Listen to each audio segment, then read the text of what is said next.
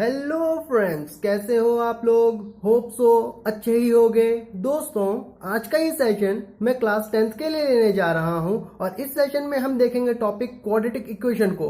Already मैंने इसके कुछ क्लासेस लिए हुए हैं, आप जाके प्लेलिस्ट से चेक कर सकते हैं। तो चलिए आज का ये लेक्चर अब हम स्टार्ट करते हैं। दोस्तों, इससे पहले वाले लेक्चर में हमने देख लिया था क्वाड्रेटिक इक्वेशन के बारे में और उस पर बेस हमने कुछ क्वेश्चंस भी किए थे फैक्टराइजेशन मेथड के ऊपर। अब चलिए आज के इस सेशन का जो हमारा टॉपिक है वो है नेचर ऑफ रूट्स। तो यहाँ पर हमने देख लिया क्वाड्रेटिक इक्वेशन कैसा है और क्वाड्रेटिक इक्वेशन के हमारे वहां रूट्स क्या क्या निकलते हैं। तो देखिए, अगर यहाँ पर हमारे पास क्वाड्रेटिक इक्वेशन ये वाला है, हमने पहले भी देखा है, जहां पर ए क्या है, जीरो के बराबर नहीं होता है। क्यों? क्योंकि अगर ए जीरो हो गया तो ये कंप्लीट जो इक्वेशन है क्वाड्रेटिक नहीं रह जाएगा, क्योंकि यहाँ का कोफिशिएंट जीरो, तो ये टर्म कंप्लीटली जीरो हो जाएगा। तो ये टर्म हटते ही ये एक लीनियर इक्वेशन बन जाएगा। होप सो बातें क्लियर होंगी। जब हम इस इक्वेशन को सॉल्व किया था तो हमने देखा था श्रीधराचार्य से क्या निकला था हमारा रूट x1 और x2 का वैल्यू क्या निकला था, -b plus √b² minus 4ac/2a। और यही वाला रूट वापस से निकलता है, बस क्या है यहाँ प्लस की जगह नेगेटिव आ जाता है। तो यहाँ पर हमारे क्या है, दो रूट आ जाते हैं। अब ध्यान से, यहाँ पर जो हमारा रूट निकला तो उसमें एक जगह हम ये देखते हैं कि अंडर रूट के अंदर कुछ टर्म लिखा हुआ है। अंडर रूट के अंदर टर्म क्या लिखा हुआ है, जरा ध्यान से देखिए, b² माइनस 4ac। क्या लिखा है, b² माइनस 4ac। और इसे ही हम कहते हैं डिस्क्रिमिनेंट। और यही डिस्क्रिमिनेंट को हम डिनोट करते हैं कैपिटल D से, जिसकी वैल्यू क्या है, b² माइनस 4ac।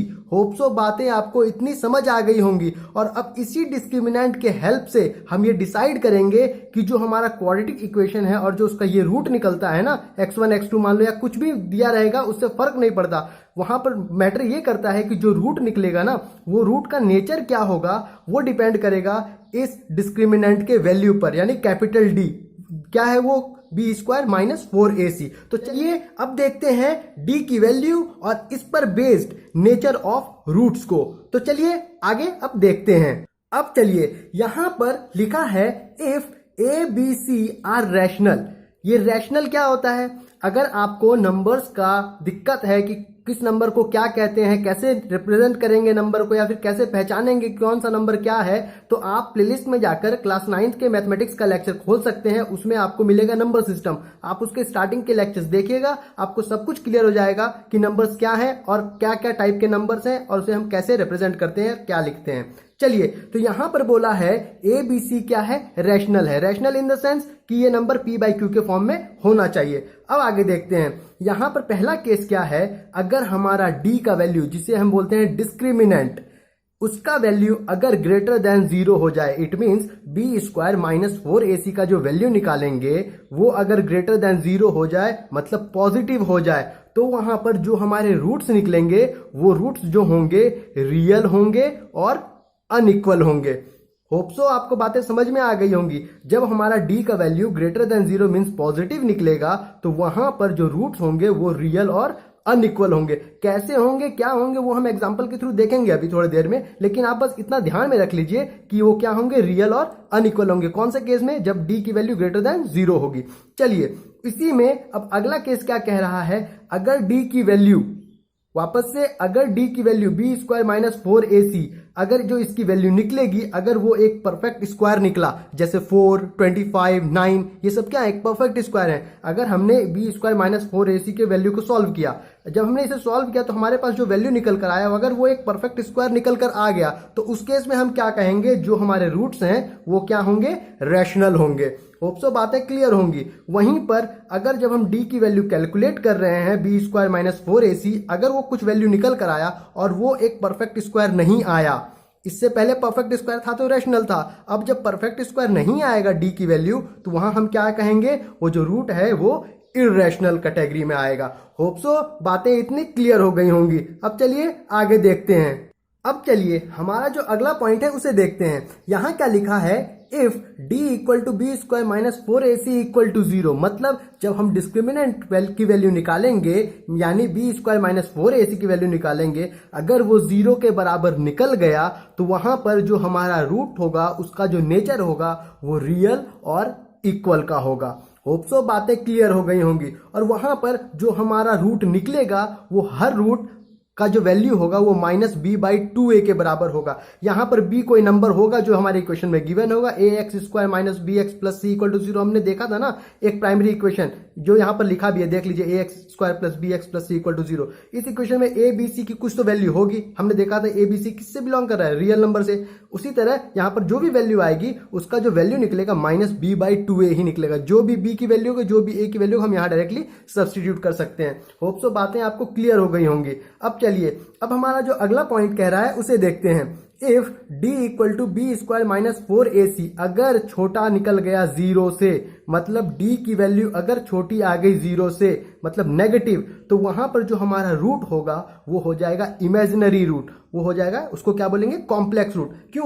क्योंकि जो b² - 4ac है, ये हमने देखा था रूट के फॉर्मूला में अंडर रूट के अंदर लिखा हुआ है, ये है ना, b² - 4ac। और जब भी रूट के अंदर कोई नेगेटिव नंबर आ जाए ना, तो उसे हम क्या कहते हैं, वो एक इमेजिनरी नंबर है ना। क्योंकि हम जो पढ़ते हैं हमेशा रियल नंबर को पढ़ते हैं, इमेजिनरी नंबर के बारे में हम पढ़ते नहीं है। ये है जो इमेजिनरी नंबर या कॉम्प्लेक्स नंबर, इसे हम देखेंगे क्लास 11th में। एक टॉपिक है बोलकर कॉम्प्लेक्स नंबर, उसमें हम देखेंगे, उसमें हम पढ़ेंगे इन सभी चीजों को। अभी तक जो हम पढ़ेंगे और जो हमारे सिलेबस में है वो सिर्फ रियल नंबर है। इसीलिए जो रूट के अंदर नेगेटिव अगर वैल्यू आ गई तो वो किस में आ जाएगी, इमेजिनरी नंबर के अंदर। होप सो बातें क्लियर होंगी। अब चलिए, यहां पर एक नोट लिखा है। नोट क्या लिखा हुआ है, ax² + bx + c = 0 is a perfect square if d = 0। ये क्या कह रहा है, जब डिस्क्रिमिनेंट की वैल्यू 0 निकलेगी तो क्या होगा, ये जो क्वाड्रेटिक इक्वेशन है ना, ये एक परफेक्ट स्क्वायर बन जाएगा। कैसे बन जाएगा, चलिए एक एग्जांपल से समझने की कोशिश करते हैं इस गिवन पॉइंट को। अब देखते हैं यहां पर इसे सॉल्व करके। यहां पर देखिए 4x² - 4x + 1 = 0 दिया हुआ है। अच्छा, जरा इस इक्वेशन को इस ऊपर के इक्वेशन से मैच कीजिए। x² के आगे का कोफिशिएंट क्या है, a है।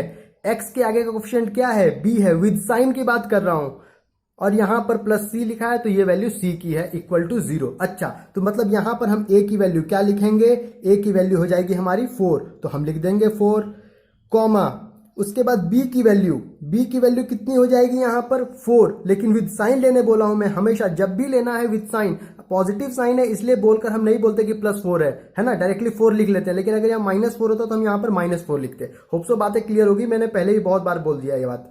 यहां पर तो b की वैल्यू कितनी हो जाएगी, -4। चलिए, उसी तरह यहां पर c की वैल्यू कितनी हो जाएगी गिवन, यहां पर 1। अब हमें क्या निकालना है, d निकाल के हमें चेक करना है कि वो 0 आ रहा है या नहीं। तो यहां पर d की वैल्यू क्या है, d की वैल्यू है b² - 4ac। होप सो बातें क्लियर होंगी अभी तक आपको। अब क्या करेंगे, सिर्फ यहां से वैल्यू उठाएंगे, यहां पे सब्स्टिट्यूट कर लेंगे। तो b की वैल्यू कितनी है, -4, तो हमने यहां क्या पुट कर लिया, -4 का होल स्क्वायर -4, a की जगह क्या दिया हुआ है 4, तो यहां पर a की जगह रख लेंगे 4, इंटू c की जगह क्या दे रखा है 1, तो यहां क्या रख लेंगे हम 1। होप सो इतनी बातें आपको क्लियर होंगी। अब बस इसे क्या करना है, सिर्फ सॉल्व कर देना है। जरा देखिए, -4 का होल स्क्वायर, माइनस का स्क्वायर करते तो पॉजिटिव हो जाता है, 4 का स्क्वायर 16, मतलब यहां पर हो जाएगा +16। अब यहां पर माइनस साइन है बीच में तो माइनस लगा दिया, 4 × 4 16, 16 × 1 16, मतलब यहां भी हो गया 16। अब ध्यान से 16 16 सेम, ये पॉजिटिव ये नेगेटिव कैंसिल होकर कितना हो जाएगा 0, मतलब यहां पर d की वैल्यू कितनी आ गई 0 आ गई। तो हमें पता है जब d की वैल्यू 0 होती है तो हमारे रूट का नेचर क्या होता है, अभी थोड़ी देर पहले हमने देखा था, रूट का नेचर होता है हमारा क्या, real and equal. Hope so बातें आपको क्लियर होंगी। तो रूट का नेचर क्या हो गया, डी के 0 आते ही रियल एंड इक्वल। अच्छा, ये तो अभी हमसे नहीं कह रहा था कि नेचर बताओ, हमसे बोल रहा था ये कि अगर डी की वैल्यू 0 आ गई तो जो हमारा गिवन क्वाड्रेटिक इक्वेशन है वो एक परफेक्ट स्क्वायर होगा। अच्छा, जरा आप चेक करते हैं, डी की वैल्यू यहां 0 आ गई तो ये एक परफेक्ट स्क्वायर है या नहीं। जरा इस इक्वेशन पर नजर डालते हैं, है ना। यहां पर मैं लिख रहा हूं, आप ध्यान से देखिए, यहां पर क्या बोल रहा है, ये लिखा है 4x², तो 4 को हम लिख सकते हैं 2 का स्क्वायर, और यहां x का स्क्वायर है मतलब 2x का होल स्क्वायर हम इसे लिख सकते हैं। बातें क्लियर होंगी, क्योंकि 2x का होल स्क्वायर करेंगे तो 4x² आ जाएगा। चलिए, यहां लिखा है माइनस, इस 4 को हम ब्रेक कर सकते हैं 2 × 2 में, कर दिया हमने 2 × 2 में ब्रेक। तो यहां पर 4 क्या लिख सकते हैं हम, 4 को 2 × 2, तो लिख दिया हमने 2 × 2। यहां पर कितना बचा x, तो यहां क्या लिख देंगे अब, मल्टीप्लाई करके x। अच्छा, जरा लिख दिया हमने। अब ध्यान से, a का होल स्क्वायर -2 a की वैल्यू 2x है, यहां दिख गया हमें, तो मतलब 2x आ गया। अब b अगर मल्टीप्लाई करके आ जाए तो अपना 2a भी बन सकता है। अच्छा, यहां पर लिखा है 1 का कितना भी पावर कर दो कोई फर्क नहीं पड़ता है ना, और 1 को किसी से भी मल्टीप्लाई कर दो तब भी नंबर पे कोई फर्क नहीं पड़ता है। तो यहां पर हम क्या करते हैं, इंटू 1 कर दें। तो अब ध्यान से देखिए, -2 a के जगह 2x, क्योंकि यहां 2x है, और b की जगह हमने 1 ले आया, तो 1 से मल्टीप्लाई कीजिए, क्या दिक्कत, कोई दिक्कत नहीं। अच्छा, उसके बाद ध्यान दीजिए, यहां लिखा है +1, तो 1 का कितना भी पावर करो वैल्यू 1 ही रहेगा। लेकिन यहां हम देख रहे हैं हर जगह स्क्वायर है, और हमें बोला है यहां पर रूल के हिसाब से कि ये जो गिवन इक्वेशन दिया हुआ है क्वाड्रेटिक का, ये एक परफेक्ट स्क्वायर में कन्वर्ट हो जाना चाहिए। मतलब यहां पर हमें स्क्वायर से काम है, तो हम क्या करेंगे, 1 का पावर सिर्फ यहां पर अपने काम के लिए स्क्वायर चढ़ाएंगे। अब देखिए यहां पर a² -2a into b plus b square, मतलब ये जो कंप्लीट जो हो गया, ये कितना हो गया, 2x माइनस 1 का होल स्क्वायर बनकर आ गया। अगर आप इसे खोलेंगे फॉर्मूले के हिसाब से तो ये इतना ही निकल कर आ जाएगा। मतलब जो यहां पर स्टेटमेंट लिखा था, अभी हमने थोड़ी देर पहले देखा था कि अगर कोई क्वाड्रेटिक इक्वेशन दिया हुआ है और उसकी डी की वैल्यू अगर 0 आ गई तो वो क्वाड्रेटिक इक्वेशन क्या होगा, वो क्वाड्रेटिक इक्वेशन एक परफेक्ट स्क्वायर होगा। और किसका परफेक्ट स्क्वायर होगा, आपको जो हमारे ऑप्शन में दिया रहेगा उसके हिसाब से हम निकाल लेंगे। होप सो बातें आपको क्लियर होंगी। अब चलिए आगे देखते हैं। अब चलिए हमारा जो अगला क्वेश्चन है उस पर नजर डालते हैं। यहाँ क्वेश्चन गिवन है 2x² minus 7x plus 3 equal to 0। अच्छा, यहां से हमें क्या बताना है, यहां से हमें नेचर ऑफ रूट्स बताना है। तो नेचर ऑफ रूट्स बताने के लिए क्या करना है, हमें सबसे पहले d की वैल्यू निकालनी है। तो चलिए d की वैल्यू निकालते हैं। d की वैल्यू कितनी होती है, d equal to b² minus 4ac, यही होता है ना। चलिए लिख लिया हमने। अब ध्यान से, x² के आगे का कोफिशिएंट अपना a होता है, x के आगे का कोफिशिएंट b होता है, विद साइन सबको लेना है, ठीक है। यहां पर जो अकेला बच गया ये सिर्फ कांस्टेंट होता है जो कि वैल्यू c की होती है। तो अब क्या करते हैं, यहां से डायरेक्ट वैल्यू उठाकर यहां हम सब्सटीट्यूट करते हैं।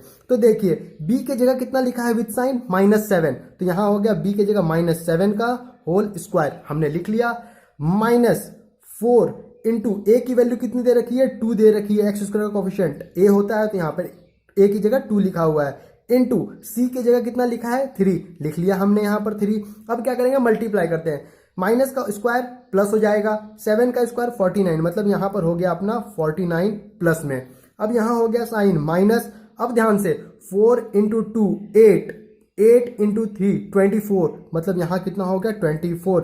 अब 49 में से 24 को माइनस करो, कितना हो जाएगा, 9 में से 4 जाएगा, यहां बचेगा 5, 4 में से 2 जाएगा, यहां बचेगा 2। ध्यान से, d की वैल्यू यहां 25 है, और 25 क्या है, एक परफेक्ट स्क्वायर है। जैसे ही यहां पर d की वैल्यू एक परफेक्ट स्क्वायर निकल गई तो मतलब जो हमारा गिवन रूट होगा वो एक रैशनल हो जाएगा, है ना, ये एक रैशनल रूट है। और दूसरी बात, अगर जब भी d की वैल्यू d 0 से बड़ी आ रही है तो वो एक क्या है, रियल नंबर ही है ना। d की वैल्यू जब लेस देन 0 आएगी तब वो इमेजिनरी होगी, लेकिन d की वैल्यू जब जब 0 से बड़ी आ रही है वो क्या होगी, वो तो रियल नंबर है।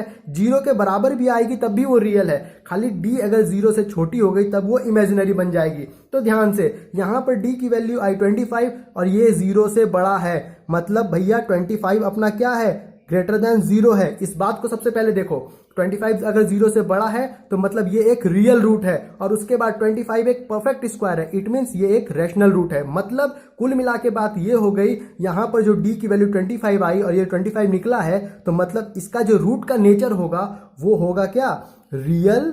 क्यों, क्योंकि 0 से बड़ा है एंड यहां पे परफेक्ट स्क्वायर है, इसलिए क्या हो जाएगा, रेशियोनल। होप सो बातें क्लियर होंगी सारी और आपको सब कुछ समझ में भी आ गया होगा। अब चलिए अगले क्वेश्चन को देखते हैं।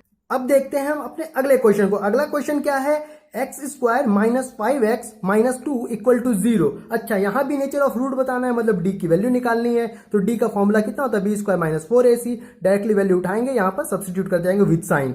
तो अब क्या है, b की जगह कितना लिखा है, -5, तो यहां हम लिख लेंगे -5 का होल स्क्वायर हमने लिख लिया, -4 a की जगह कितना है, x² का कोफिशिएंट कुछ नहीं है मतलब 1 है, तो a की जगह वैल्यू हो गई 1 इंटू, अब ध्यान से, c के जगह कितना लिखा है, -2 विद साइन।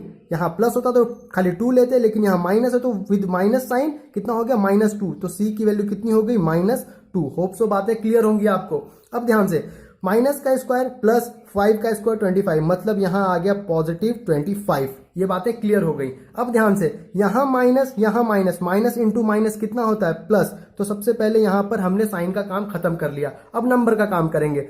नंबर कितना है 4 इंटू 1 4, 4 इंटू 2 8, मतलब यहां पर आ गया +8। क्यों प्लस आ गया, माइनस और माइनस मल्टीप्लाई होकर प्लस हो गए। होप सो बातें क्लियर होंगी। अब ध्यान से, यहां पर 25 और 8 को ऐड करना है तो 5 + 8 हो जाएगा 13 का 3, कैरी 1 2 + 1 3 यानी 33। अब ध्यान से डी की वैल्यू यहां क्या आ गई 33, जो कि ग्रेटर देन 0 है। सबसे पहले तो ये देखो कि ग्रेटर देन 0 है या नहीं, यानी ये ग्रेटर देन 0 है, मतलब यानी ये तो रियल होगी, ये बात कंफर्म हो गया। यानी रूट का नेचर जो होगा, एक नेचर तो रियल का होगा, ये बात कंफर्म, क्योंकि ग्रेटर देन 0 है। अब दूसरी बात चेक करनी है, ये एक परफेक्ट स्क्वायर है या नहीं।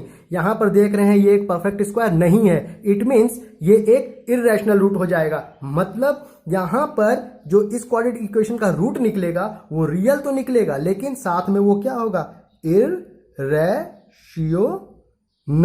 होप सो बातें क्लियर होंगी। और किस तरह से हम डी की वैल्यू निकालकर यहां पर देख पा रहे हैं कि रूट का नेचर क्या होगा। रूट भी निकालेंगे हम, है ना, क्वाड्रेटिक इक्वेशन का रूट भी निकालेंगे श्रीधराचार्य फॉर्मूला से, लेकिन यहां पर पहले हम ये सीख ले रहे हैं कि नेचर कैसे डिसाइड करें। नेचर डिसाइड करेंगे इस डी की वैल्यू से। होप सो इतनी बातें क्लियर होंगी। चलिए अगले क्वेश्चन को देखते हैं। अब यहां पर जो हमारा क्वेश्चन गिवन है वो क्या है, 2x² + 2x + 3 = 0। अच्छा, यहां भी हमें क्या करना है, नेचर ऑफ रूट बताना है, मतलब यहां पर हमें डी की वैल्यू निकालनी है। तो चलिए निकाल कर देखते हैं कितना हो जाएगा। b के जगह क्या लिखा है 2, साइन पॉजिटिव है इसलिए हम साइन कंसिडर करें ना करें बात कोई दिक्कत नहीं है। तो यहां कितना हो जाएगा 2 का होल स्क्वायर, बीच में माइनस है तो यहां क्या लिख देंगे हम माइनस, वापस से 4 इंटू x² का कोफिशिएंट क्या होता है a की वैल्यू कितनी दे रखी है यहाँ पर 2, लिख दिया हमने 2। और यहाँ पर c क्या है, विद साइन पॉजिटिव है तो कोई दिक्कत नहीं है, डायरेक्टली क्या लिख लेंगे 3 c के जगह।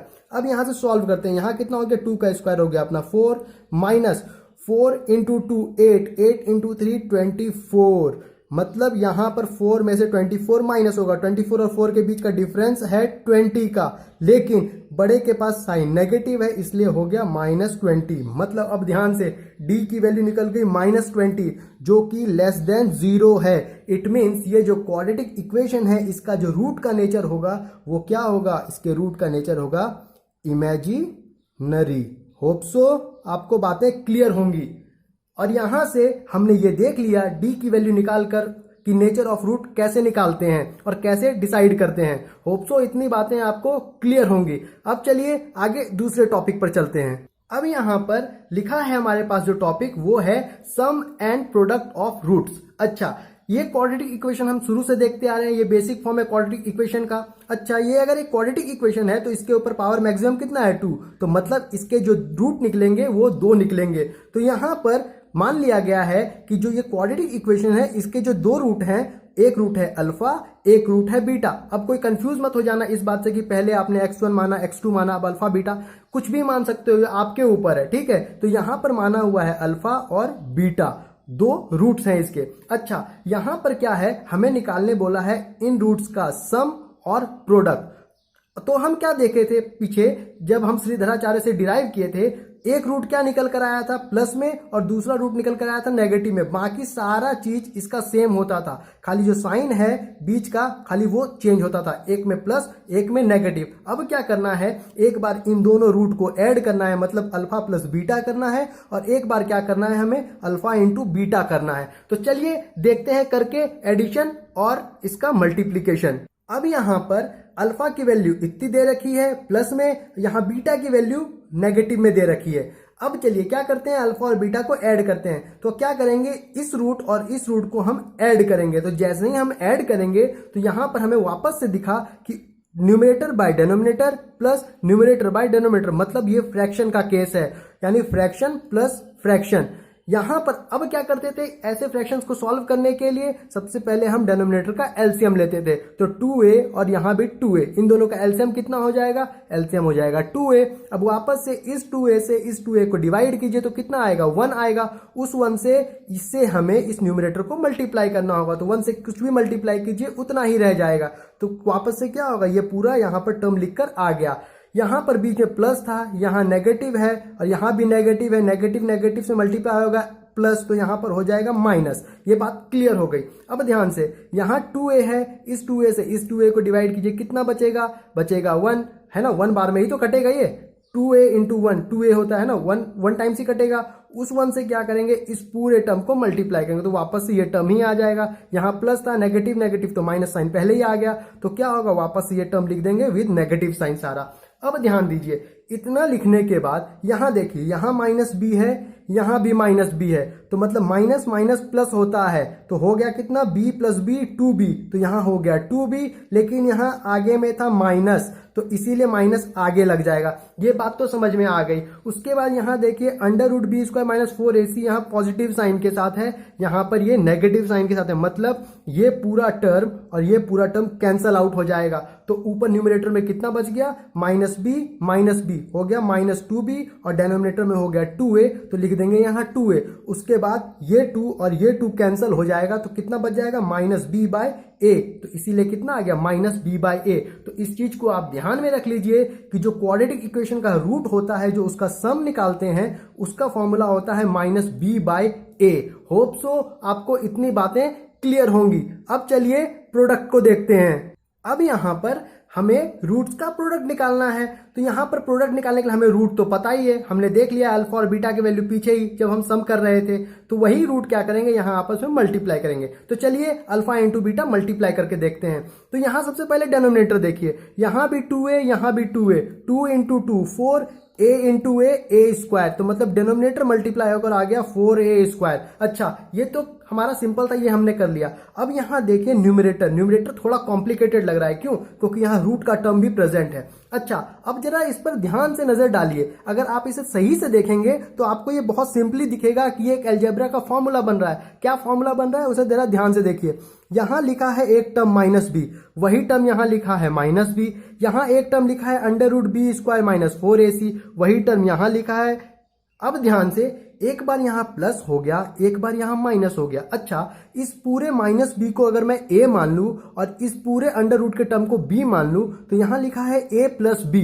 उसी तरह इस माइनस बी को हमने a माना है, इस पूरे रूट के टर्म को b माना है, तो यहां लिखा है a माइनस बी। अच्छा, a प्लस बी और a माइनस बी का फॉर्मूला होता क्या है? फॉर्मूला होता है a square minus b square. तो वही काम यहां हो करेंगे हम, वही फॉर्मूला यहां लग जाएगा, यानी माइनस बी का whole square minus under root के जो टर्म है उसका होल स्क्वायर, मतलब a square minus b square का फॉर्मूला लगा दिया हमने, और हमारा जो इतना कॉम्प्लिकेटेड टर्म दिख रहा था न्यूमरेटर में, वो इजीली सॉल्व हो जाएगा। अब होप सो बातें आपको क्लियर होंगी। थोड़ा सा अलजेब्रा स्ट्रांग रखिए, ट्रिग्नोमेट्री भी आपका स्ट्रांग हो जाएगा, और बाकी जितने भी ऐसे चैप्टर्स हैं आपको सब ईजी लगेंगे करने में।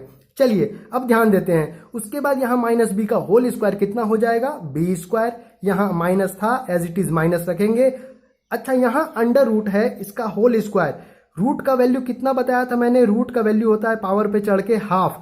तो इस हाफ से ये स्क्वायर टर्म जब मल्टीप्लाई होगा पावर में, तो ये 2 और ये 2 कैंसिल हो जाएगा, पावर बचेगा 1। तो मतलब बी स्क्वायर माइनस 4ac का पावर बच जाएगा 1। क्यों? क्योंकि इस अंडर रूट का स्क्वायर करेंगे तो भैया 1 आ जाएगा। क्यों? क्योंकि जहां जो अंडर रूट है इसका वैल्यू पावर पे चढ़ता है हाफ, हाफ से ये 2 मल्टीप्लाई होगा तो 2 कैंसिल हो जाएगा। मतलब इस पूरे अंदर के value B square minus 4ac का पावर हो जाएगा 1। तो 1 कुछ भी करो पावर, क्या दिक्कत है? कुछ भी नहीं, 1 टाइम ही रहेगा, तो इतना ही वैल्यू लिखकर यहां आ जाएगा। अब ध्यान से, जैसे ही ये वैल्यू लिखकर यहां आया, ये वैल्यू ब्रैकेट के अंदर था, तो ये ब्रैकेट जैसे ही खुलेगा ये माइनस इस ब्रैकेट के अंदर चला जाएगा। जब ये माइनस इस ब्रैकेट के अंदर जाएगा तो बी भैया अपना पॉजिटिव है, तो माइनस इंटू प्लस माइनस, यानी माइनस बी स्क्वायर हो गया। 4ac के आगे माइनस था, मतलब माइनस इंटू माइनस प्लस, इसीलिए यहां प्लस, और 4ac यहां नेगेटिव था, माइनस के मल्टीप्लाई होते ही ये पॉजिटिव हो गया। और हमारा डेनोमिनेटर में तो as it is 4a square हमने मल्टीप्लाई करके लिखा ही है। अब ध्यान देंगे, उसके बाद यहां पर देखिए बी स्क्वायर, यहां पर भी बी स्क्वायर, लेकिन ये नेगेटिव है, ये पॉजिटिव है। इट मीन्स दोनों क्या होंगे? कट जाएंगे। जैसे ही दोनों कट गए, यहां बचा 4ac, नीचे बचा 4a स्क्वायर। यहां लिख दिया हमने 4ac बाय 4a स्क्वायर। अच्छा, ये 4 ऊपर भी है, ये 4 नीचे भी है, कट गया। यहां एक a ऊपर है, यहां 2a नीचे है, मतलब एक a से ये स्क्वायर कट जाएगा, खाली a बचेगा। मतलब यहां अल्फा इंटू बीटा यानी रूट का जो हम प्रोडक्ट निकाल रहे हैं वो कितना निकल कर आ गया? c by a। Hope so बातें क्लियर हो गई होंगी आपको। जब हमने सम निकाला तो सम निकल कर आया माइनस b बाय a, और यहां पर जो प्रोडक्ट हमने निकाला वो निकल कर आ गया c by a। Hope so आपको सभी बातें क्लियर होंगी और आप इन दोनों फॉर्मूलेज को अपने ध्यान में रखिएगा। क्यों? क्योंकि जब हम फॉर्मेशन ऑफ क्वाड्रेटिक इक्वेशन पढ़ेंगे उस वक्त इसका काफी यूज होगा। वैसे प्रॉब्लम्स हम सब सॉल्व करेंगे तो सॉल्व करने के वक्त भी इसका काफी यूज होगा। होप सो आपको ये सभी चीजें ध्यान में रहेंगी। चलिए अब आगे देखते हैं। अब यहाँ पर हमारे पास जो पॉइंट्स लिखे हैं उस पर भी एक बार नजर डाल लेते हैं। यहां लिखा है sum of roots equal to minus coefficient of x divided by coefficient of x square. ये क्या कह रहा है? जब हमने अभी रूट निकाला एडिशन के लिए, जब हमने निकाला sum of roots alpha plus beta, अभी हमने निकाला था ना, अल्फा प्लस बीटा कितना निकल कर आया था? माइनस बी बाय ए, यही निकल कर आया था। और यहाँ प्रोडक्ट ऑफ रूट क्या निकल कर आया? सी बाई ए। अच्छा, यहां पर हमारे पास क्वाड्रेटिक इक्वेशन लिखा है, जरा इस पर नजर डालिए। यहां पर एक्स का कोफिशिएंट क्या है? बी। अच्छा, अल्फा प्लस बीटा क्या निकल कर आया है? माइनस बी बाई ए। ए किसका कोफिशिएंट है? एक्स स्क्वायर का। तो क्या किया है यहां पर, सम ऑफ रूट्स को कोफिशिएंट के टर्म में एक्सप्रेस कैसे करेंगे वो यहां पर गिवन है। होप सो आप समझ गए होंगे मैंने क्या चीज आपको कहा है अभी। तो यहां पर हमारा निकला था माइनस बी बाई ए। अच्छा, बी कोफिशिएंट है एक्स का, इसीलिए लिखा है कोफिशिएंट ऑफ एक्स। उसके बाद नीचे है ए, तो लिखा है कोफिशिएंट ऑफ एक्स स्क्वायर। क्यों? एक्स स्क्वायर का कोफिशिएंट है ए, इसीलिए सम ऑफ रूट्स को minus of coefficient of x upon coefficient of x square के टर्म में हम एक्सप्रेस भी कर सकते हैं। होप सो आपको बातें क्लियर हो गई होंगी। चलिए, उसी तरह यहां पर प्रोडक्ट ऑफ रूट्स लिखा है। अच्छा, प्रोडक्ट ऑफ रूट्स का क्या वैल्यू निकला? सी बाई ए। अच्छा, सी क्या है अपना? सी इक्वेशन के हिसाब से कांस्टेंट टर्म है, मतलब कांस्टेंट टर्म डिवाइडेड बाय क्या निकला? ए। अच्छा, ए किसका कोफिशिएंट? वापस से एक्स स्क्वायर का, तो कोफिशिएंट ऑफ एक्स स्क्वायर। तो प्रोडक्ट ऑफ रूट्स को हम कोफिशिएंट के टर्म में कैसे एक्सप्रेस कर सकते हैं? Constant term upon coefficient of x square. Hope so आपको इतनी बातें क्लियर होंगी। अब चलिए आगे दूसरे टॉपिक पर चलते हैं। अब यहां पर जो हमारा अगला टॉपिक है वो है स्पेशल रूट्स। तो चलिए इस टॉपिक को देखते हैं। यहां पर हमारे पास एक क्वाड्रेटिक इक्वेशन गिवन है जो हमारा बेसिक फॉर्म का क्वाड्रेटिक इक्वेशन है। यहां पर वापस से वही कंडीशन, ए 0 के बराबर नहीं होनी चाहिए और ए, बी और सी रियल नंबर को बिलोंग करने चाहिए। उसी तरह यहां पर अगर ये क्वाड्रेटिक इक्वेशन है तो इसका 2 रूट निकलेगा, उस रूट को हमने अल्फा और बीटा मान लिया है। अब यहां से कंडीशन स्टार्ट होता है स्पेशल रूट का। पहला कंडीशन क्या है? रूट्स अगर रेसिप्रोकल निकले तो। अगर जब रेसिप्रोकल निकलेंगे तो कंडीशन क्या होगा, कैसे निकलेगा, क्या होगा, उसे समझते हैं अब हम। यहां पर हमारे पास 2 रूट हैं अल्फा और बीटा। सपोज अल्फा जो है, अगर हमारा सपोज यहां निकल गया अल्फा कुछ भी है, अल्फा कुछ भी है, और यहां हमारा निकला बीटा कुछ वैल्यू निकला, इसका जो वैल्यू निकला वो इसका जो वैल्यू निकलेगा उसके रेसिप्रोकल के बराबर निकल जाए। मतलब अल्फा जो है 1 बाय बीटा के बराबर हो जाना चाहिए। होप सो बातें आप समझ रहे होंगे मेरी। अल्फा जो है 1 बाय बीटा के बराबर हो जाना चाहिए। अगर अल्फा 1 बाय बीटा के बराबर हो गया तो यहां पर आप देखिए अल्फा और बीटा को मल्टीप्लाई कीजिए, इन दोनों का प्रोडक्ट जो है 1 के बराबर हो जाएगा, यानी अल्फा इंटू बीटा 1 के बराबर हो जाएगा। अब जरा ध्यान दीजिए, हमारा प्रोडक्ट ऑफ रूट क्या निकलता है? प्रोडक्ट ऑफ रूट का जो फॉर्मूला होता है वो होता है सी बाई ए। अच्छा, जैसे ही सी बाई ए निकला, इस ए को क्या करते हैं हम, इस उधर ले जाकर 1 से मल्टीप्लाई करते हैं, तो इसका मतलब हो जाएगा सी बराबर ए। तो यहाँ कंडीशन क्या निकल गया? सी बराबर ए। अब अगर कोफिशिएंट के हिसाब से अगर हम कंसीडर करें यहाँ पर, तो सी जो है हमारा एक कांस्टेंट टर्म है, तो यहाँ कांस्टेंट टर्म लिख लिया equal to coefficient of x square. वही चीज लिखा है कोफिशिएंट ऑफ एक्स स्क्वायर। मतलब जब हमारा ये कंडीशन क्वेश्चन में दिखे सी इक्वल टू ए, क्वेश्चन में प्रेजेंट है, ए और सी की वैल्यू बराबर है, इट मीन्स वहां जो रूट निकलेगा हमारा वो रूट आपस में एक दूसरे के रेसिप्रोकल होंगे। होप सो बातें आपको क्लियर होंगी। अब चलिए आगे दूसरे रूट पर चलते हैं। अब यहाँ जो अगला टाइप ऑफ स्पेशल रूट है वो है इनफाइनाइट रूट। अच्छा, वापस से हमारे पास एक क्वाड्रेटिक इक्वेशन गिवन है और इसका जो 2 रूट है अल्फा और बीटा वो गिवन है। अब ध्यान से यहां पर बात किया है इनफाइनाइट रूट का, तो अब जरा समझते हैं। ये अल्फा और ये बीटा, अगर अल्फा हमारा 0 हो गया तो वैल्यू तो 0 ही हो गई, कोई दिक्कत नहीं है। लेकिन ये अल्फा इनफिनाइट वैल्यू में कब कन्वर्ट हो जाएगा? जब ये अल्फा 1 बाय अल्फा लिखा हुआ हो जाए। क्यों? क्योंकि जैसे ही अगर ये 1 बाय अल्फा लिखा हुआ हो जाएगा तो अल्फा की वैल्यू अगर 0 निकलेगी तो मतलब 1 बाय 0 कितना हो जाएगा? इन्फिनिटी की तरफ टेंड्स कर जाएगा, मतलब नॉट डिफाइंड हो जाएगा, अनडिफाइंड हो जाएगा वैल्यू। होप सो बातें क्लियर होंगी। उसी तरह अगर बीटा की वैल्यू 0 हो गई यहाँ तो कोई दिक्कत नहीं है, लेकिन अगर 1/बीटा की वैल्यू 0 हो गई तो भैया फिर वो भी वैल्यू क्या हो जाएगा, इनफाइनाइट की तरफ चला जाएगा, यानी अनडिफाइंड हो जाएगा। तो क्या करेंगे हम इस तरह के रूट्स को स्टडी करने के लिए, हमारे पास जो हमारा नॉर्मल इक्वेशन गिवन है x यहां पर गिवन है, अगर हम इस x की जगह 1/x से रिप्लेस कर दें हर जगह, यानी यहां पर जो x लिखा है इसके जगह अगर हम 1/x स्क्वायर कर दें, इस x की जगह अगर हम 1/x कर दें, अब अगर हम इसे सॉल्व करें, इस x को हटाकर 1/x स्क्वायर यहां लिख दें और इस x को हटाकर 1/x यहां लिख दें और उसके बाद हम एलसीएम लेके कंप्लीटली सॉल्व करें, तो सॉल्व करके हमारा जो इक्वेशन आएगा वो ये आएगा, cx square plus bx plus a equal to 0। अब ध्यान से, जब यहां पर नॉर्मल x था तो उसकी रूट थी अल्फा और बीटा। अब क्या किया हमने, इसी वेरिएबल को रेसिप्रोकेट कर दिया, मतलब 1/समथिंग कर दिया, यानी 1/x कर दिया। तो जैसे ही 1/x किया इक्वेशन ये बनकर आ गया। इट मीन्स जो अब इसका रूट निकलेगा वो भी तो 1/समथिंग हो जाएगा। क्यों? क्योंकि वेरिएबल का ही तो वैल्यू निकलता है और वो वेरिएबल ही क्या हो गया, 1/समथिंग हो गया। मतलब जो यहाँ x की वैल्यू अल्फा और बीटा निकल रही थी, अब यहाँ 1/x की वैल्यू 1/अल्फा और 1/बीटा निकलने लगेगी। होप सो बातें आपको समझ में आ रही होंगी। यहाँ पर हमने जो 1/x रिप्लेस किया उससे हमारा ये इक्वेशन आया और यहाँ से जो x की वैल्यू निकलेगी वो निकलेगी 1/अल्फा और 1/बीटा। क्यों? क्योंकि ये इक्वेशन हमारा x को 1/x करने से आया है। होप सो बातें यहाँ तक आपको क्लियर होंगी। अब चलिए, यहां पर लिखा है for one root to be infinite a equal to 0। अच्छा, इस इक्वेशन की बात कीजिए, यहां पर लिखा है हमारा cx square plus bx plus a equal to 0। यहां से अगर हम क्या बोलते हैं, सम ऑफ रूट निकालें, तो सम ऑफ रूट की वैल्यू कितनी हो जाएगी, यहां से इस इक्वेशन की बात कर रहे हैं तो सम ऑफ रूट हो जाएगा हमारा कितना, -b/a होता था जब हमारा इक्वेशन नॉर्मल होता था, यहां हो जाएगा -b/c। जरा ध्यान दीजिए, होप सो बातें क्लियर होंगी। कितना हो गया, -b/c। अच्छा, यहां से अगर हम प्रोडक्ट ऑफ रूट निकाले तो कितना निकल जाएगा, a/c। होप सो बातें क्लियर होंगी आपको सभी।